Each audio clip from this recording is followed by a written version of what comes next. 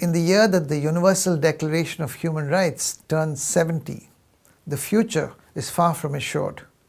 A growing number of governments are displaying open hostility towards human rights, and we are witnessing rising populism in almost every part of the world. Against this backdrop, we are very grateful for your support.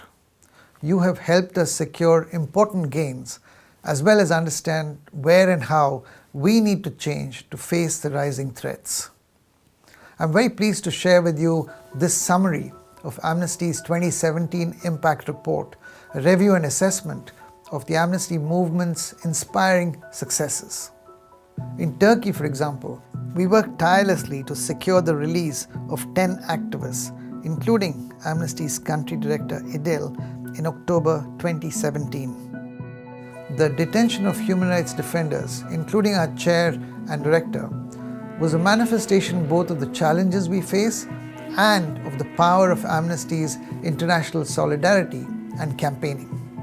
With Amnesty supporters taking more than 1.4 million actions in 194 countries, we successfully put pressure on governments and international organizations around the world to speak out. With satellite images, video, and personal stories, Amnesty revealed irrefutable evidence of a widespread and systematic attack against hundreds of thousands of Rohingya women, men, and children. Our work showed hundreds of fires in northern Rakhine state. Witness accounts corroborated that overwhelmingly Rohingya areas had been burned. We assessed videos sent to us in real time, allowing us to prove to the world what was going on. And this damning evidence, from the ground and from space, demonstrated that the destruction had been deliberate, organized, widespread, and consistent over time. Corporate accountability is a relatively small part of our global work. However, our results have been really impactful and large-scale, tangibly influencing corporate operations. We saw very important wins in the cobalt and palm oil industries and strengthened accountability of corporates in different countries. We've secured important victories with our technology work. Microsoft, for example, has rolled out end-to-end encryption on Skype. We launched our Silicon Valley initiative, providing us with an influential base in the world's digital nerve center. We've embarked on an ambitious program to maximize the human rights opportunities and minimize the threats presented by technology and innovation. And this is essential for us to stay effective and relevant. Our research involves tracking down, analyzing, and exposing cyber attacks. We identify and warn those who are targeted. We share information that enables internet providers and security software producers to shut down the attacks. In 1 year alone, we have exposed vast and orchestrated digital attacks against activists and journalists in countries across the world. We've established a powerful online presence to engage new, younger audiences, especially in countries with repressive regimes. In 2017, Amnesty equipped over 1.5 million followers and supporters with knowledge, skills, and attitudes to take action. Our mass online open courses, Human Rights Academy, and work in the education sector has helped Amnesty entities around the world reach wider audiences and, when accompanied by a clear opportunity, mobilize for human rights change.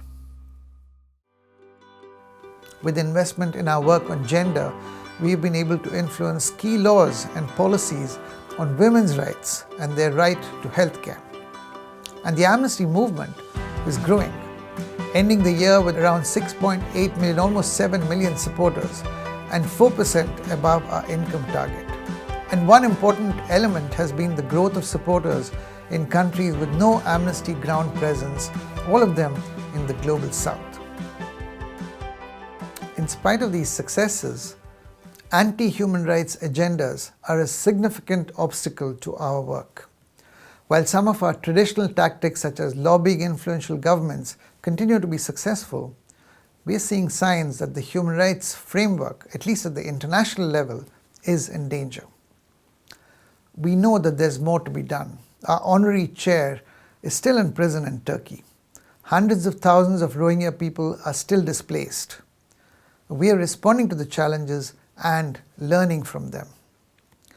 Turkey and Myanmar present very different challenges, but what they share is a population in which public opinion is not always on our side, highlighting the difficulty and necessity of building local constituency and support, communicating in a way that resonates with audiences who don't always agree with us, and bringing them into our movement and the human rights movement itself.